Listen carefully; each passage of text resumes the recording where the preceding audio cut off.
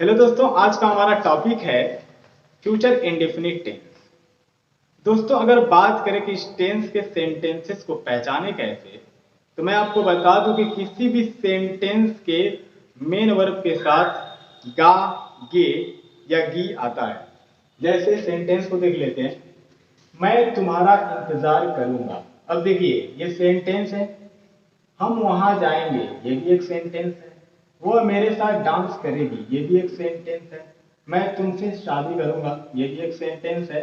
कल बारिश होगी, ये भी एक सेंटेंस है। मैंने क्या बोला कि किसी भी सेंटेंस के मेन वर्ब के साथ, मेन वर्ब क्या है, देखिए इंतजार करना मेन वर्ब है, तो मेन वर्ब के साथ गा आए। देखिए, इंतजार करूंगा। अब देखिए, हम वहां जाएंगे, तो मेन वर्ब क्या है, जाना। उसके साथ गे आया, जाएंगे। वो मेरे साथ डांस करेगी, मेन वर्ब क्या है, डांस करना, और उसके साथ गी आया। यानी कि मैंने क्या बोला कि किसी भी सेंटेंस के मेन वर्ब के साथ गा, गे या गी आता है, तो हम उसे इजीली पहचान लेंगे कि वो फ्यूचर इंडेफिनिट टेंस का वाक्य है। अब बात करते हैं इस इन सेंटेंसेस को बनाने के स्ट्रक्चर को। तो सबसे पहले हम सब्जेक्ट यूज करते हैं। सबसे पहले क्या यूज करते हैं, सब्जेक्ट। अगर सब्जेक्ट फर्स्ट पर्सन का हो, यानी कि आई और वी हो, तो उसके साथ शैल का यूज करेंगे। और बाकी दूसरे पर्सन के साथ, यानी कि सेकंड पर्सन यू और third person he, she, it, the boy, the boys, the girl, the girls, teacher और टीचर्स के साथ हम विल का यूज करेंगे। किसमें, देखिए नॉर्मल फ्यूचर में। अभी चूंकि हम फ्यूचर सीख रहे हैं, तो सबसे पहले नॉर्मल फ्यूचर सीखते हैं। उसके बाद मैं बताऊंगा आपको स्ट्रॉन्ग फ्यूचर के बारे में। तो देखिए, सबसे पहले सब्जेक्ट आई, और अब देख लेते हैं कि किस पर्सन का है। तो फर्स्ट पर्सन का है, तो फर्स्ट पर्सन के साथ हम शैल का यूज करेंगे। आई शैल, उसके बाद फर्स्ट फॉर्म ऑफ वो, यानी कि इंतजार करना, यानी कि वेट। उसके बाद ऑब्जेक्ट, यानी कि for you. I shall wait for you, मैं तुम्हारा इंतजार करूंगा। अगला सेंटेंस है, हम वहां जाएंगे। तो सबसे पहले सब्जेक्ट, यानी कि बी, और वी के साथ, क्योंकि फर्स्ट पर्सन है तो इसके साथ शैल का यूज करेंगे। और उसके बाद फर्स्ट फॉर्म ऑफ वर्ब, यानी कि गो।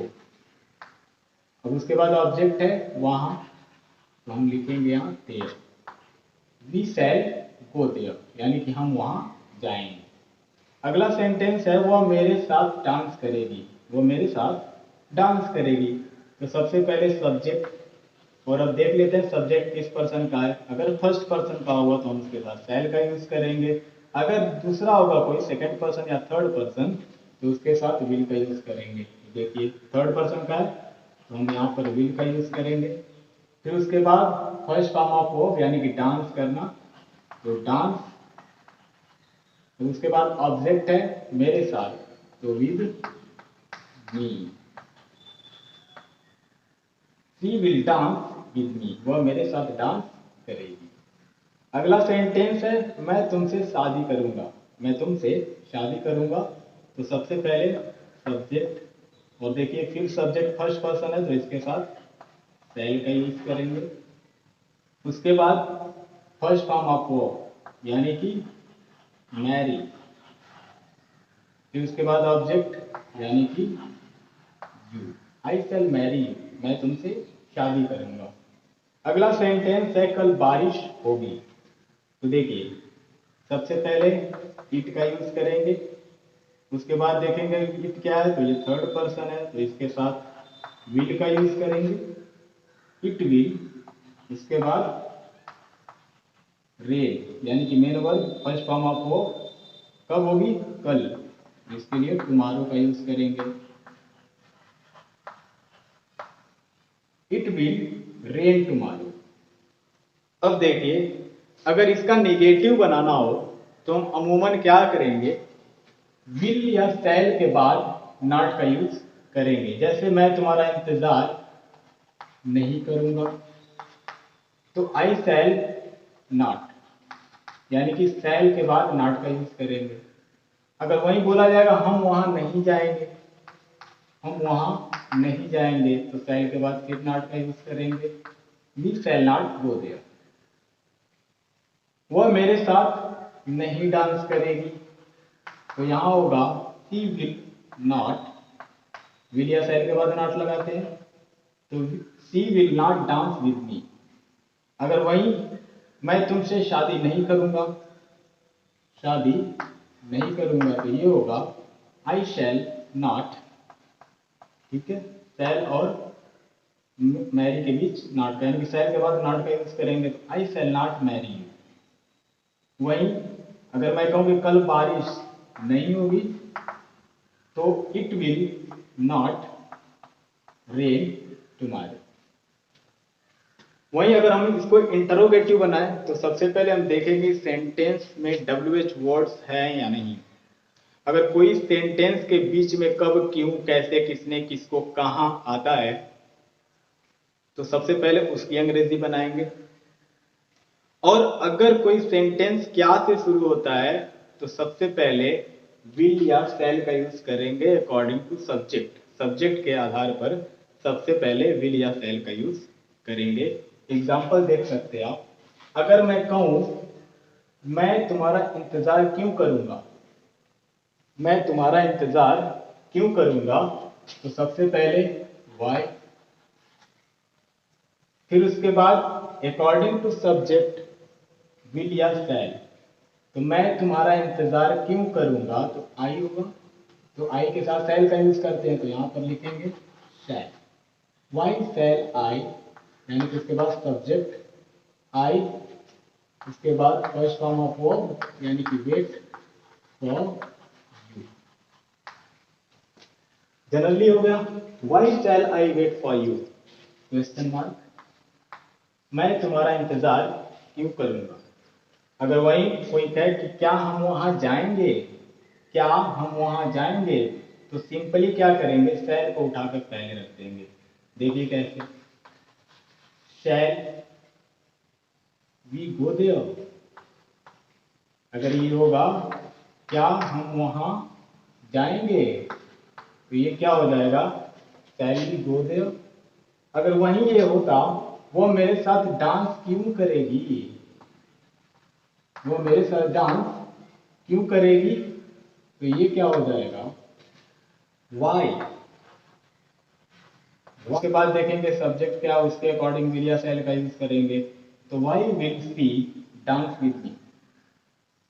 अगर मैं वही कहूं कि मैं तुमसे शादी कब करूंगा, तो सबसे पहले व्हेन, और उसके बाद अकॉर्डिंग टू सब्जेक्ट शैल या विल, तो आई है तो आई के साथ शैल का यूज करते हैं, तो when shall I marry with you, marry you, why shall I marry you. अगर वही करें क्या कल बारिश होगी, क्या कल बारिश होगी, तो देखिए हम इसको पहले कर देंगे,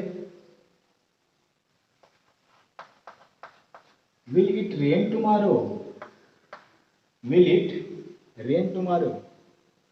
अब देखिए ये था नॉर्मल फ्यूचर, यानी कि अगर हम बात करेंगे नॉर्मल फ्यूचर की, तो हमें दो बातों का याद रखना या दो बातों का ध्यान रखना है। पहला वो कि अगर कोई सब्जेक्ट फर्स्ट पर्सन का होता है, तो नॉर्मल फ्यूचर में उन दोनों के साथ, यानी कि आई और वी के साथ फर्स्ट पर्सन है, उसके साथ शैल का यूज होता है, और बाकी अदर्स पर्सन के साथ विल का यूज होता है। लेकिन आपने इस मॉडर्न एज में, मॉडर्न इंग्लिश स्पोकन में, आपने आई के साथ विल का यूज देखा होगा और यू के साथ शैल का यूज देखा होगा। तो मैं आपको बता दूं, देखिए जब कोई डिटर्मिनेशन की बात करी गई हो, जैसे दृढ़ इच्छा की बात करी गई हो, या फिर किसी प्रॉमिस की बात करी गई है, वचन की बात करी गई हो, या फिर किसी इमोशन की बात करी गई हो, तो वहां पर आई के साथ विल का यूज करेंगे। और वैसे ही अगर सेकेंड पर्सन या थर्ड पर्सन हो, उसके साथ भी कोई डिटर्मिनेशन, प्रॉमिस या फिर कमांड या फिर इमोशन की बात करी गई हो, तो उनके साथ शैल का यूज करेंगे। देखिए, जैसे मैं अपने किसी फ्रेंड को इनविटेशन कार्ड भेजा और उसके बाद फिर मैं उसके वहां गया और बोला कि ये इनविटेशन कार्ड है और आपको मेरे वहां आना है। तो अगर मैं कहता हूं this is invitation card for you and you are to come to my house, तो वो अगर कहता है ओके आई शैल कम, तो इसका मतलब है कि वो कंफर्म नहीं है कि वो आएगा कि नहीं आएगा। बट वहीं अगर वो कहता है ओके आई विल कम, तो इसका मतलब है कि वो डेफिनेटली आएगा। मान लीजिए आप किसी टास्क को कंप्लीट करना चाहते हो और आप कहेंगे कि मैं 2 दिन के अंदर फ्यूचर इंडेफिनिट टेंस को जान कर रहूंगा, तो आप वहां पर आई के साथ विल का यूज करेंगे। जैसे आप कहेंगे I will know the concept of future indefinite tense within 2 days। तो आपको बात समझ में आ गई कि कहीं पर भी किसी भी सेंटेंस में जब हम डिटर्मिनेशन की बात करते हैं या फिर किसी प्रॉमिस की बात करते हैं, तो वहां पर फर्स्ट पर्सन आई और वी के साथ विल का यूज करते हैं।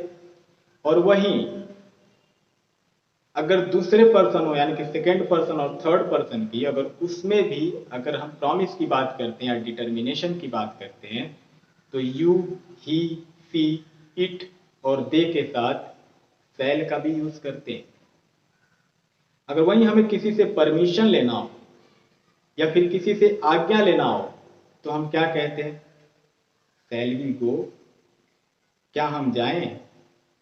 या फिर अगर आप कहेंगे कि चलिए मूवी देखने चलेंगे, तो आप क्या कहेंगे? Shall we go to movie. अगर वहीं आपको किसी से रिक्वेस्ट करना या आग्रह करना है कि क्या आप मेरे साथ चलना चाहोगे, तो आप कहेंगे shall you want to go with मी।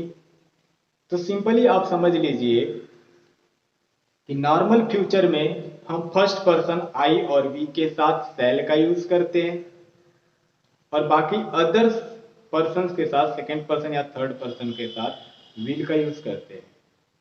वहीं अगर बात करें स्ट्रॉन्ग फ्यूचर की, जहां पर डिटर्मिनेशन की बात करी गई हो, जहां पर प्रॉमिस की बात करी गई हो या फिर जहां इमोशन की बात करी गई हो, तो वहां पर फर्स्ट पर्सन के साथ विल का यूज होगा, यानी कि आई और वी के साथ विल का यूज करेंगे और बाकी दूसरे पर्सन के साथ यानी कि he, she, it, the boy, the boys, the girl, the girls, the teacher, the teachers, इनके साथ शैल का भी यूज कर सकते हैं। तो दोस्तों, अगर आपको ये कॉन्सेप्ट समझ में आया हो तो मेरी वीडियो को लाइक, शेयर और सब्सक्राइब करना मत भूलिएगा। Thank you so much.